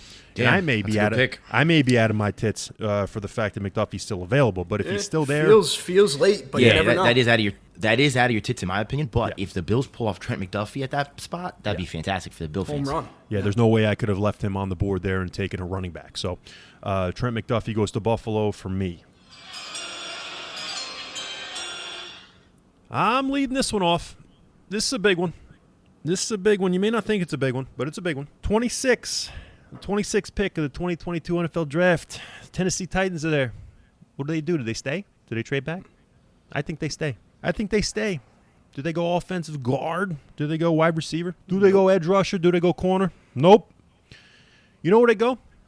Quarterback. They go quarterback. I knew it. They I go knew they go Luke Fickell and they go Desmond Ridder out of Cincinnati. Mike Vrabel's best friend, Luke Fickell, is the head coach of Cincinnati. Gives him the inside intel on a quarterback, Desmond Ridder, with a discontented quarterback in Ryan Tannehill that takes up more than 12% of their cap. And he's missing in action right now, Ryan Tannehill, from their mini camps. Why do you think that is? I think it's because they know, and he knows, that they're taking a fucking quarterback. Desmond Ridder, 26. What do you got? I came. Damn, I Desmond came. Ritter. Yeah, I came really close to doing the same, Rocco. So I'm not going to bash you for this one because I'm on board with you, but I went in a different direction. Ultimately, I think they come really close to taking a quarterback here. But if there's one guy in this draft that if he's there and he has Mike Vrabel written all over him, it's Trevor Penning, the offensive tackle. I think that's the route they go. Yep. Again, 26 for him would be unbelievable because they're Tell me he's the not guy. a Vrabel guy. Oh, he definitely is. He's a dickhead just like Vrabel. Absolutely. Scotty G, Yeah, what do you got? I like that pick. Yeah. But I just had I really do like that pick, but I had them going in a different direction. I disagree with Rock on the fact that they're giving up on Tannehill. I think Vrabel's a legit dude as far as he's loyal and he'll fucking go down with the ship with Tannehill. And I think they're going to look to kind of buffer the A.J. Brown situation. And I got him taking George Pickens at a wide receiver out of Georgia. Oh, that's where Pickens goes for you. So Pickens, Scotty G and Rocco B agree that he's a first-round pick. We will see what Dr. Thomas does in the next 6 picks. Mm-hmm. It's interesting, though. I mean, you're talking A.J. Brown. They bring in Robert Woods. You think they go receiver over everything else. Interesting. Okay. I can say right here, though, I don't want to give away too many spoilers, but he's not one of my final picks here. It wasn't necessarily slim pickings when it came to finding other guys to pick over him. Bravo, Dr. Thomas. Bravo. This fucking guy. With the 27th pick in the 2022 NFL Draft, which it actually should be the 32nd, but fucking Todd Bowles sucks, the Tampa Bay Buccaneers are on the clock. And what does Scotty G think the Tampa Bay Bucks are going to do here? I have them taking tackle out of Central Michigan, Bernhard Raimann, whatever the fuck his name is. Bernhard Raimann. Okay, all right. So they're going to protect Brady is what you're saying. Yep. All right. I like it. Hey, I like the idea of going offensive lineman there. It's not the guy I would have taken, but no, that's not a bad direction. All right, Dr. Tomas, who are you taking then? I got Todd Bowles, who's kept me tattoo free, so I'm a big fan of the guy. Fuck that guy. I have him going with a guy that actually that would have perhaps put a tattoo on my body if he was on the Bucs last year.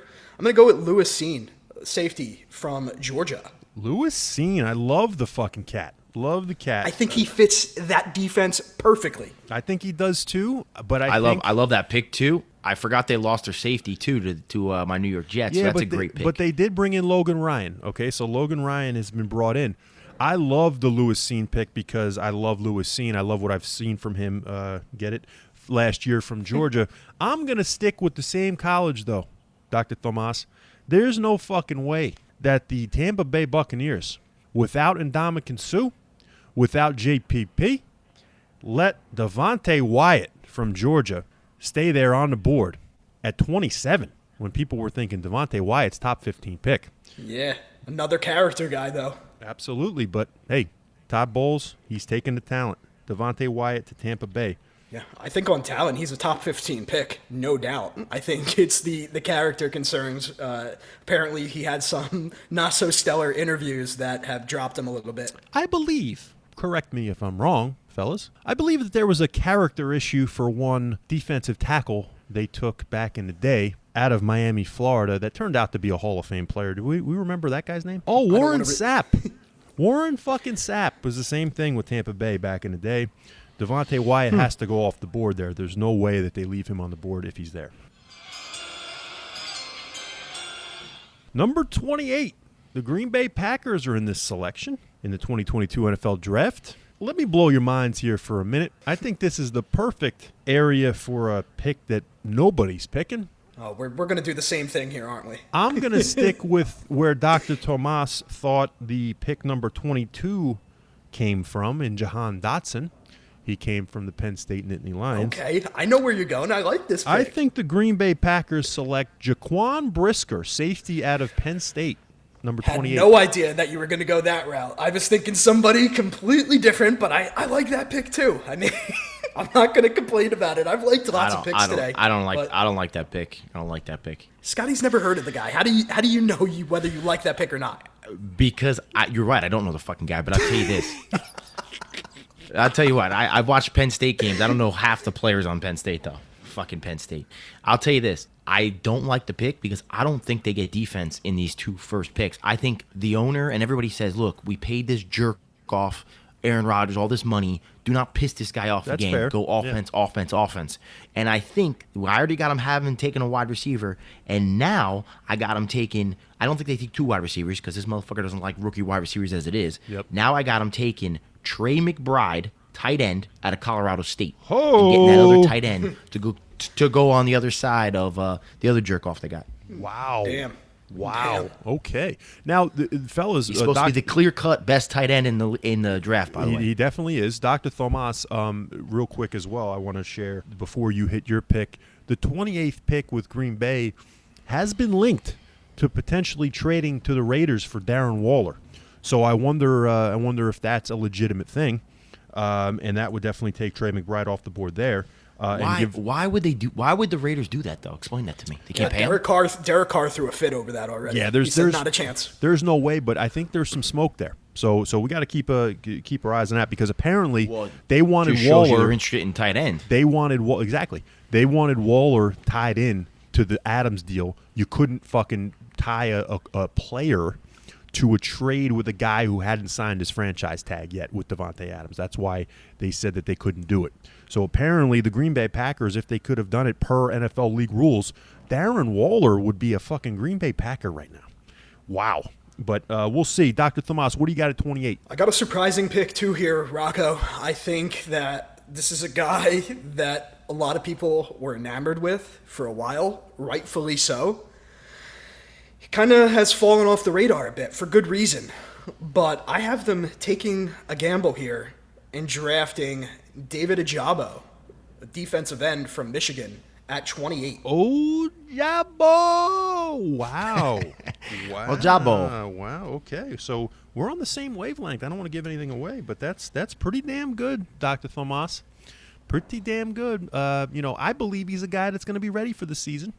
Maybe in October. He's not going to miss the season. I'm sorry. I mean, when Cam Akers comes back as a running back in 6 months from an Achilles. All you keep talking about is Cam Akers. It's the Achilles. It's the Achilles. It's 6 months. He came It's back a from fucking risk, man. This is first round picks. The first round. I know, but Jamison Williams is going to come back. I think Ajabo is going to come back. So Green Bay would get a steal here with David Ajabo if that's the case. The 29th pick in the 2022 NFL Draft. In Rocco B's draft, I'll lead it off. This is where the New England Patriots traded back with Kansas City. They sit here with one guy and one guy only that's a perfect fit for the New England Patriots at this point. They needed a corner. They sit and they get their guy. Andrew Booth Jr. from Clemson is a New England Patriot at 29. Dr. Tomas, what do you got? It's an excellent pick for them. Yeah, I like that. This is actually this is who I thought you were going with the previous pick when you mentioned Penn State. I have the Chiefs in this spot drafting Arnold Ebiketie, the defensive end from Penn State. Yep. Now here's the thing. I like Boye Mafe better. I think Boye Mafe's got the chance to be that next edge rusher besides Ajabo to come in the first round. I think Ebiketie is a little bit leaner. I think he's a second round guy. But let me give you my reasoning behind this. Yep. It's because the Chiefs seem to be more so than most an analytically driven team, and he has, I believe, it's the highest pass rush win rate of all defensive ends in this entire draft. Yes. So when you're looking at a guy that can effectively get to the quarterback at a high clip, then I think that's the guy you go with at 29. I love your analytics, Dr. Tomas. I love Scotty G's analytics. I can't wait to hear his. Scotty G, what do you got? I got Kansas City going with George Karlaftis, whatever the fuck his name is, the edge out of Purdue. George Karlaftis. And with Scotty G, usually I think it's analytics. I think that's where he usually generally goes. But okay, George Karlaftis. Kansas City's got to shore up that defense. That defense has been a disaster. Mm-hmm. They're having issues stopping everybody. They've been a bend but don't break in the playoffs, but they've been atrocious in the regular season, and they need to do something to get that defense a little bit more stable. Absolutely. I don't think real quick, I'm going to say this, even though we're going to talk about Kansas City again, I don't think Andy Reid and that Kansas City Chiefs team is as worried about losing Tyreek Hill as you all do. There's a guy that a lot of people forgot because he was too busy doing TikToks, and he had fucking Ben Roethlisberger throwing 10 feet at a clip, and that's Juju Smith-Schuster, who's over in Kansas City. And I think if you tweak that offense and manipulate it a little bit, I don't think they're going to be worried about the offense as much as people think they're going to be. I don't think they're going to be as bad as offense. They got to address that defense immediately. We will get to Kansas City here in a second. I like where you're going with the edge rusher there. And could you be right with they're not worried about Tyreek Hill? Yes, potentially. But I really believe they love that George Pickens kid. Sticking with the Kansas City Chiefs here at number 30, and sticking with the thought that they need to fix their pass rush and edge rushing ability, I have the Kansas City Chiefs at 30, taking David Ajabo, edge from Michigan. Okay. There we are on the same wavelength there. We both have him sneaking back into the first. Ajabo. He's too good. Too good. And he'll be back. So they'll take him in the first round. So I just had them take a defensive end here. So I'm having them also stick with defense here. But I'm having them draft Rocco's boy, Nakobe Dean, 30th overall. Nakobe Dean would be a great pick for Kansas City here. So they get an edge rusher like Arnold Ebiketie who can get to the quarterback at a high clip. Then they follow that up with Nakobe Dean. That's an instantly improved defense there. Yep, I just believe that they need receiver, and I think if they're going to stay at 29 and 30, which is another thing I don't think they do, I think one of those picks is a receiver. But yeah, Ebiketie to rush the passer, and Nakobe Dean, who's a stud. I can't believe he's at the bottom of the first round. But there's lots of value at receiver though on day 2. Yep, we'll see. Scotty G, what do you got with Kansas City number 30? I got him taking the safety, Daxton Hill, again to shore up that defense. Yeah, that's a great pick. That's a great. Did you change that pick during the draft? No. Feels like a pick that you changed. Yeah, maybe. No. No, I did not. Yeah, I think that's a great pick. He can play all over the place. And they lost Tyrann Mathieu. I know they brought in Justin Reed. But Dax Hill's a great slot corner. He can potentially play safety. Good pick for Scotty Boy. Hiya. The second best pick here is a 31 with the Cincinnati Bengals in the 2022 NFL Draft. They sit here, and if they do not trade out, because they're sure as hell not trading up. The trade up. If they sit here at 31, who's available? I know he's not available in Scotty G's mock draft, but he's available in mine, and my goodness. My fucking goodness, would he fully remake the Bengals' offensive line? You bump Ted Karras to left guard, and you bring in center Tyler Linderbaum from Iowa. Oh, my fucking God. You got Linderbaum. They will fully remake their offensive line there in Cincinnati. Dr. Tomas, what do you got? I have the Saints on the board here, if you recall. I had the Saints trade down with the Bengals. They go quarterback. They go Desmond Ridder here. Whoa! All right, Desmond Ridder and not Matt Corral. Okay, No, we will Desmond Ridder is my third quarterback off the board. He goes to the Saints. Okay. Now, Scotty G, who you got? I got the Cincinnati Bengals doing everything they can to address that offensive line and going with Kenyon Green, Texas A&M, right guard. Or I guess he could play left guard too, but I think he was a right guard. Yeah. But anyway, him and that nasty attitude, it brings a little attitude to that offensive line and helps Joe Burrow kind of get back to Super Bowl. Yeah, if Kenyon Green is there, I mean, that's going to be interesting with them because, he can play all over the place. And like you said, that since he's got to remake that offensive line, that would be wonderful. Cornerback is another pick here. I touched it, but much earlier. Yeah. 19th overall. That's right. So you liked Booth with Cincinnati. That's right. Yep. Not going to happen. With the 32nd pick, we're all the way here, fellas. The last pick in the 2022 NFL Draft. We all know that this could be potentially a quarterback pick to get the fifth-year option. In my draft, I've already had 4 quarterbacks. Do the Detroit Lions or some other team come back in and take Sam Howell, the remaining first-round quarterback? As Stone Cold would say, ain't going to happen. There's one guy on this board that I think the Detroit Lions fans would be absolutely ecstatic to fucking bring in with Aiden Hutchinson to shore up this defense and to make Detroit watchable again. The Detroit Lions, with the 32nd pick in the 2022 NFL Draft, take linebacker Nakobe Dean out of Georgia. It's a great pick. I love Nakobe Dean. If he's there and they take him, you can't go wrong. Nakobe Dean and Aiden Hutchinson. What a draft for them in the first round. Yeah, I like it. Scotty, what do you got? I got the Lions addressing their quarterback issue. Oh, boy. Yeah. And I got them going Ole Miss quarterback, Matt Corral. All right. Wow. In my so, previous... Scotty, how many quarterbacks is that for you? 3. I got That's 3. Malik, Pickett, and Corral. That's it. Yeah, he doesn't have Ritter. Did you come close to Howell there or no? No, I didn't come close to Howell. I did come close to Ritter. My only issue with my analyzing my own self is the Lions. I don't know if they want to take a Cali boy because he's out of Ventura, California, is where Corral's from. Mm-hmm. And I know you're going to Detroit. That could be an issue. You might want to take the Kentucky boy out of with Desmond Ridder. But I don't know. Personally, I think Corral's probably going to be a little better than Ridder, so I think that they're going to go with it. Dr. Tomas, who do you got at 32? Well, Scotty, let me just follow up with you by saying we're on the same wavelength here because I also have the Detroit Lions selecting Matt Corral here with the 32nd pick. They stay put, and that's my 4th quarterback off the board. Wow, Dr. Tomas has 2 quarterbacks with the last 2 picks in the first round. Back to back. Wow, okay. So, amazing. Wow, okay. So, that was the draft, folks. Let me do a quick recap for you. Let's hit it with Scotty G's draft first, shall we? And we'll talk about after we're all getting done with these, after we spew out all of our picks here. Let's just talk about the total draft in totality before we get the fuck out of here.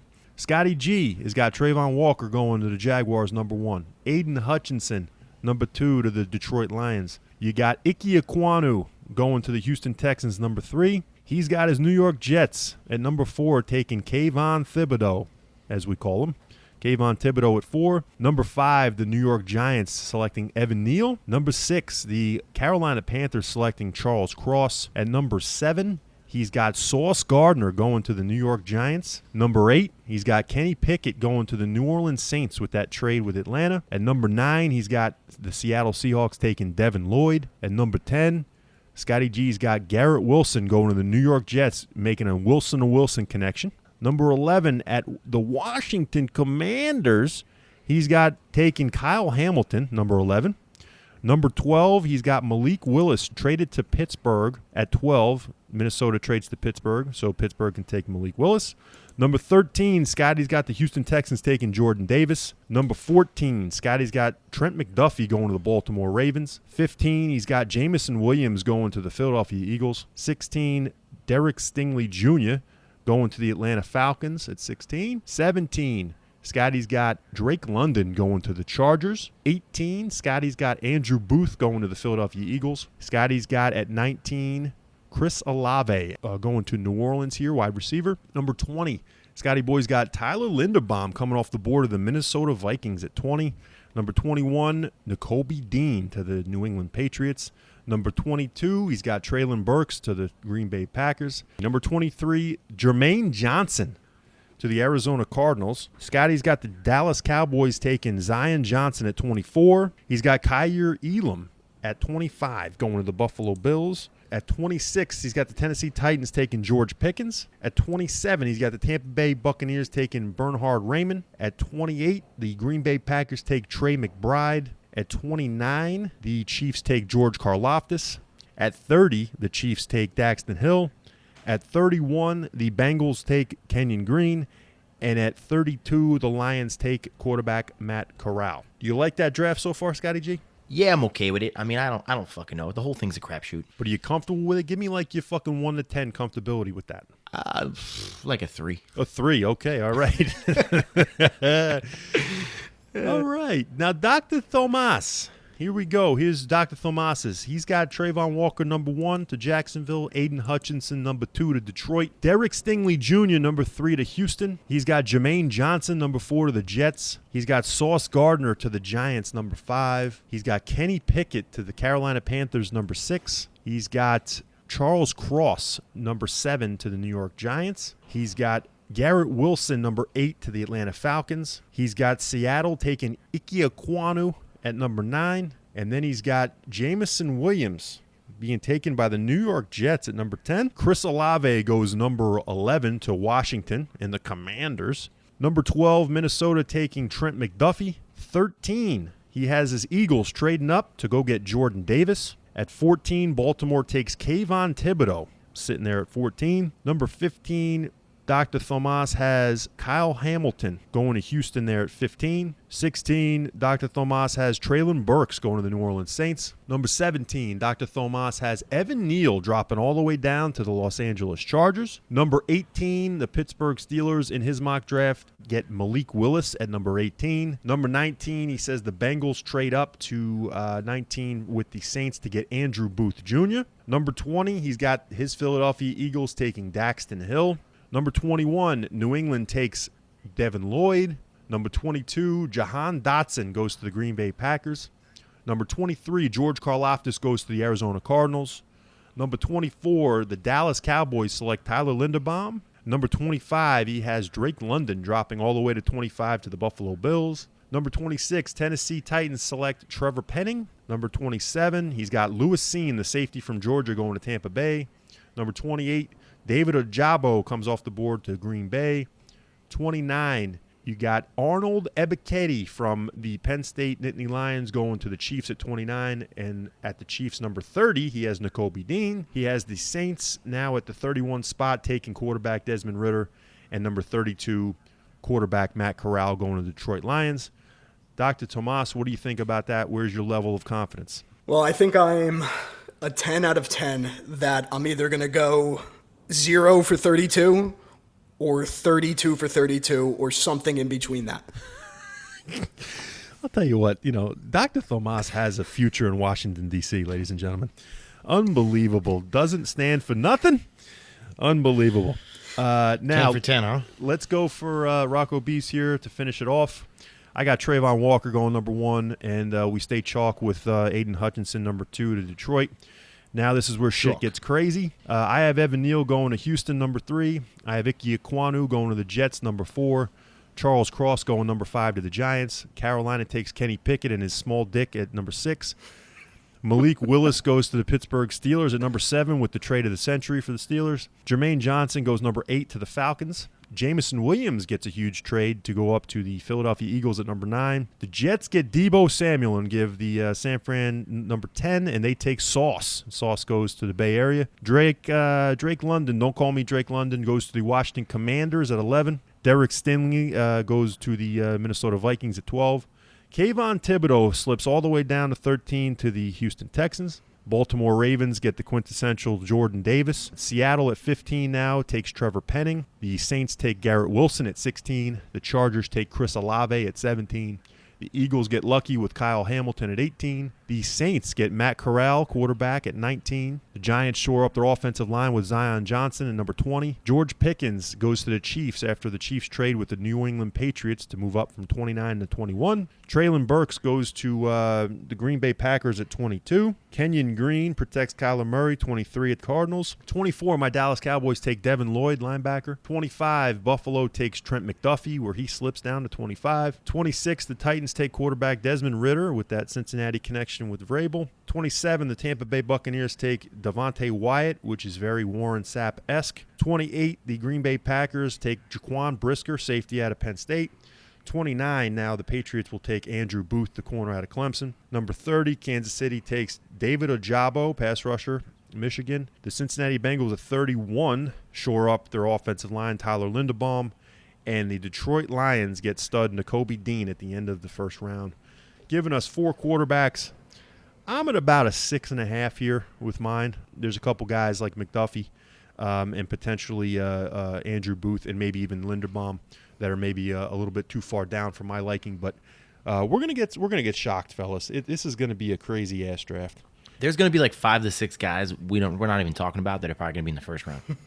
Could be. Absolutely. Yeah, could be. I mean, we did it. We did our best. That's what we could do. We did our best, and you're exactly right. And now, the shit talking begins, because now we can compare all of these to the prognosticators this year. And when we watch it Thursday night, we will be able to look down at these fucking lists and say, damn, we either know what we're talking about, we really got lucky, or damn, we suck. And I don't think the sucking part's going to happen. Oh, I do. It very well might, because sucking. we do not have a lot of overlap. That's the scary part here. We do not have a lot of overlap. I think a couple guys, let's talk about real quick, a couple guys that should be in the first round. I mean, don't you think Breece Hall, guys, is a first-round pick? I think you had Buffalo going running back last year, and they passed up on it. I like him. I think Breece Hall is definitely a first-round guy. I feel like the running back position has been so devalued, and there's not a lot of teams that are in desperate need of running back other than a team like Buffalo. But there's like 2 or 3 running backs that are probably still going to be there in the second round for Buffalo. Why do you like him more than Kenneth Walker? That's my question to you. He's a little taller. He's got a little bit more size, and I think he's got a little bit more burst than Kenneth Walker, just a little bit. But I love both these guys. I just think Hall has a little bit more burst. I think Walker's your as Scotty G put it perfectly, fucking bowl in a china shop. I think he can bowl you over better than Breece Hall can, but I just like his shiftiness. I think he's a little bit more shifty than Kenneth Walker. I think there's 3 guys. I think Boye Mafe, I think Quay Walker, the linebacker from Georgia, and I really believe that that fucking Breece Hall. Those are 3 guys that easily could be in the first round. Easily. Quay Walker's the guy that we're not talking about that I think absolutely is a first-round pick that none of us had a team taking. I could easily see Quay Walker being taken by Detroit over Nakobe Dean just because of Nakobe Dean's injury history. I can see that. Quay Walker, he's just a freak athlete. Teams love that. Yeah. Yep. But you got to teach him the game apparently. But Nakobe Dean's a first-round pick. If he doesn't go in the first round, it's a fucking tragedy. I mean, to me, tragedy, travesty. If you want to make up a word like I just did, you can. But I think that Nakobe Dean is for sure a first-round pick. My question is if teams put him ahead of Devin Lloyd. Yeah. That is a question. Yeah, Lloyd's bigger, stronger. I was gonna say real quick. Neither of you had Trey McBride in your first round. You think the tight end is second, third round pick? Because in this draft, there's not many considerably good tight ends, is what they're saying. And Trey McBride's the one guy who they're saying actually could be a stud out of this draft as far as tight ends. So why not someone take, especially with these rookie quarterbacks or these younger guys, why not somebody take a tight end earlier than later, knowing that you're not going to get anything in the second, third, fourth, as far as, tight end goes. The only thing I would say, Scotty, is because, there is no unicorn like Pitts. And if you look at guys like Kelsey, you look at guys like Jason Witten, you look at guys like, Kittle, they were not taken in the first round. Kelsey's a second-round pick. Witten was a second-round pick. I believe Kittle was a little bit further back than that. Waller was in the sixth round, for Christ's sake. I just don't think a first-round pick on a tight end, unless he is unicornish, is worth it. But Green Bay may have that ability to where they say, you know what? At our next pick in the 50s, is he going to be around? Maybe not. But I really like a kid named Jelani Woods, who's a tight end from Virginia. He's 6'7", 250, just a big, fast motherfucker. He's going to be a stud. He can be a find for someone in the third or fourth round. Here's the thing. He's not a prospect, but I think you both should keep your eyes on a new emerging tight end in the league, J.J. Arcega-Whiteside. Hey, who knows? Maybe he would be better there. But the problem is he can't fucking catch. So I don't know. Was he going to be a blocker now? Yeah, what a shame. I mean, that was a Howie Roseman second-round special right there, Arcega-Whiteside. And, at least he wasn't a first-rounder like Jalen Reagor. But real quick, let's just get to also the big move that you guys didn't predict, which I was very shocked about. You guys don't think Debo's going to the Jets? No, I mean, I do. In fact, if you remember me telling you, I guaranteed 3 first-round picks for the Jets. And the reason why I stopped on that is because if they get Debo, they're probably going to get rid of one of those, if not both of those second-round picks. So with that being said, I kind of just left it as is. Like I said, if they do make that switch, I think they're either getting Jameson Williams or Garrett Wilson. Yeah. I think San Fran's going to get one of those two guys. Okay. That's just my theory on it. But I don't know. What do you think? I think San Fran likes Traylon Burks, but I don't think they would take him at 10. No, me neither. So I think Sauce is there. So if Sauce is there at 10. In your draft. Yeah, I'm just saying. I mean, if he's there, then they need a glaring need at corner. They can't take receiver over Sauce. But if Sauce isn't there, I mean, I think Jameson Williams is gone before 10. Here's the thing, though. But that's what I'm saying. Then Garrett Wilson or somebody. Because how can they pass up on a wide receiver? That whole team went through Debo because they don't really have anyone. Ayuk started to come into his own. And then you got Kittle, who's not reliable because he's always hurt. That offense needs something. And if you got Trey Lance, which you invested in your entire future. Lance, if you invested your entire future into this guy, why are you not going to get him help? You got to get him something. Yeah, I agree. I mean, even London's in play there. I think London's in play at 10. Let me ask you real quick, though, and then we'll move on from this. I really want a guy like a Debo, but I'm really kind of going back and forth on it because we're probably going to have to give up a lot for him. And I don't know if I don't know. 2 first-round picks. I don't think it's going to be 2 first-round picks. I think that's going to get squashed, but I do think it's going to be 2 twos. And if it's this year, that means you got no pick in the second round. And right now, both of our second round picks are like late first round picks. It's like I think it's like 34 and 38 or something. Scotty, so they're not doing it. They wouldn't trade Debo Samuel. You got to remember, they don't have a first round pick in 2023 because of the Trey Lance deal. So they're not going to get rid of Debo Samuel. I don't think any for team's less than giving. that. I don't think any team's giving 2 firsts. Every team's going to say, "Look, Tyreek Hill didn't go for 2 firsts. Why are we giving you 2 firsts?" Yeah, there's no way. They got to pay him. Any team that takes him's got to pay him. And you know what's going to happen is the Niners can keep saying no, but then Debo's going to hold out. That's what's going to happen, and then you're going to be fucked. And the pressure is going to be on the situation where it's like you got to make the move before or during the draft. Otherwise, you just wasted this whole year of potentially getting rid of the guy, and your stock's only going to go down the more and more it becomes desperation for 49ers. But Dr. Thomas, look at the Jimmy G. Dr. Thomas, are we missing out on a team for Debo? Or are we missing out on potentially the Eagles trading for Debo? No, I don't think we're missing out anything there. I kind of disagree with you guys and your thought process there. I don't think San Francisco is going to make a rushed decision here. I don't think you can. You have to. This is something that already needed to happen, in my opinion, where San Francisco was already locked in on a guy that they love, that they know they can grab there. I think right now they're not going to let that deadline, which is the NFL draft coming up, really spur them into doing something that, quite frankly, they're not prepared to do. He's such an essential part of what they do that I think you need to at least evaluate all options and have a contingency plan. I think they'll happily wait and let it and try to bridge that gap and make amends with him before making a rush decision. Yeah, but if they can't, then you're stuck with a rookie, basically quarterback. It's his second year, but he barely played last year, who has no number one receiver, and you can't even do anything really to get anything in this year to help him. Because you have to wait till next year. Because there's another thing, though. It's highly unlikely you're going to get a ready-to-play player for Debo. You're probably going to have to just get draft picks. So how is that going to work? Sitting, from a player's perspective, sitting out has never worked in their favor. I think you can look at back to the Bell situation with the Steelers. I think they have the leverage where he'll show up and he'll play, or he'll fake a back injury like some other guy in another sport. Yeah, I agree with you. I agree with you. But here's the thing. I don't know if you watch a lot of Debo play. They use him like he runs angry, man. He doesn't avoid contact. He's been hurt almost every season now. I think every season he's been hurt.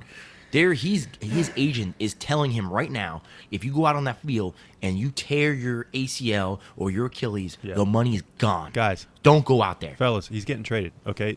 Here's the biggest reason why we're not talking about it. San Fran can't change their location. Debo does not want to be in California. He wants to be on the East Coast. He doesn't want to be there anymore.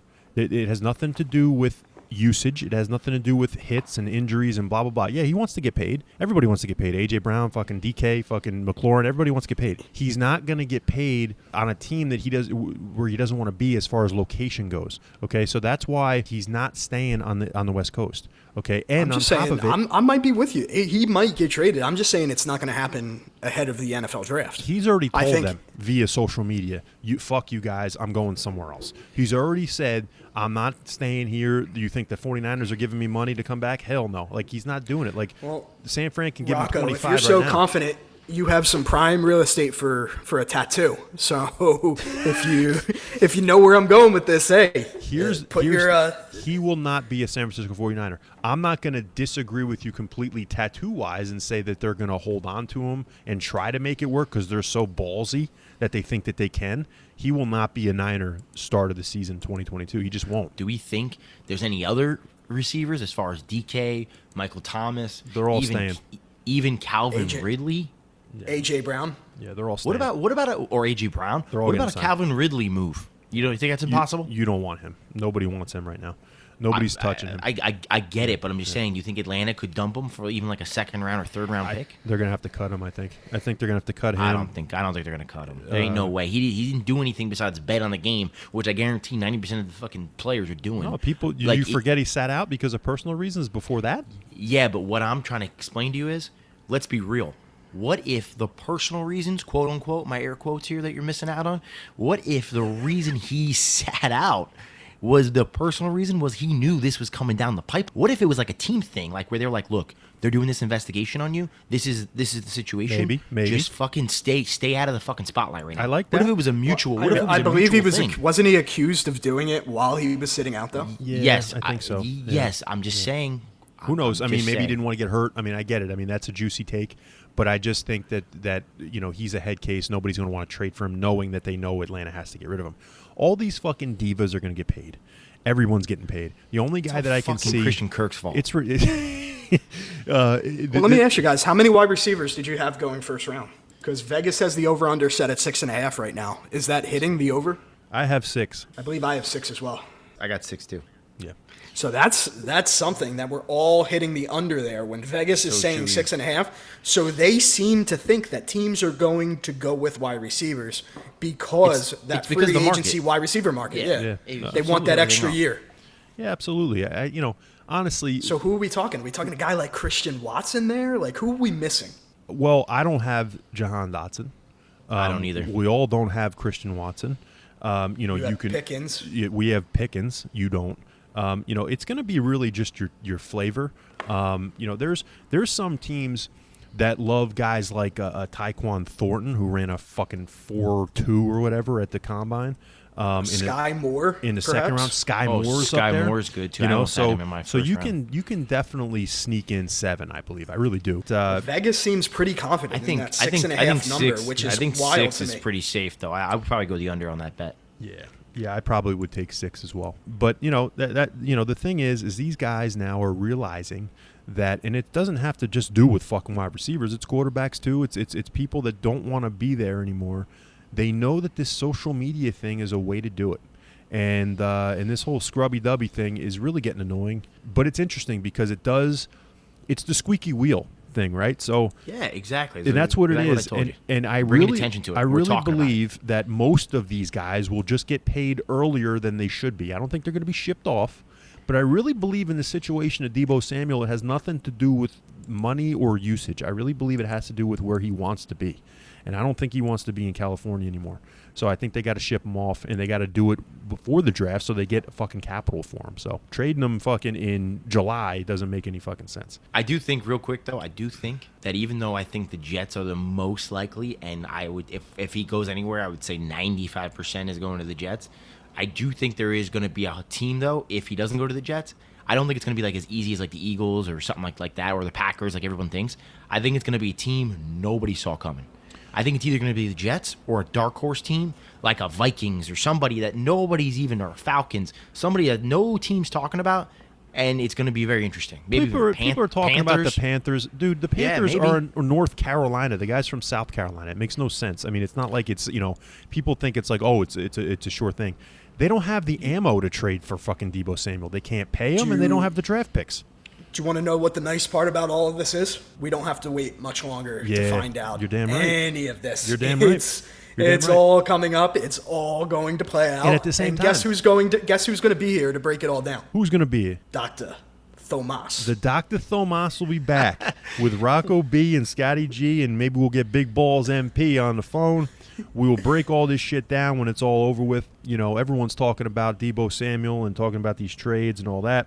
Do the Chiefs do it? Don't understand why the Chiefs would do it after getting rid of Tyreek Hill. Do the Jets do it? I think they're the best bet. Before we go here, do we want to put a tattoo on the line for whoever gets the lowest hit rate on this first round? What I think we want to do is we're going to put something on this draft, even though that the tattoo does not warrant the absolute absurdity of this fucking draft. But I do believe that we have to keep ourselves accountable, and that's why we keep fucking track. And that's why we keep track of the prognosticators. We keep track of what we're doing here. We're making sure that we tell you exactly who we think, because we want to be held accountable. Let's come up with some type of side bet on who does the best and who does the worst.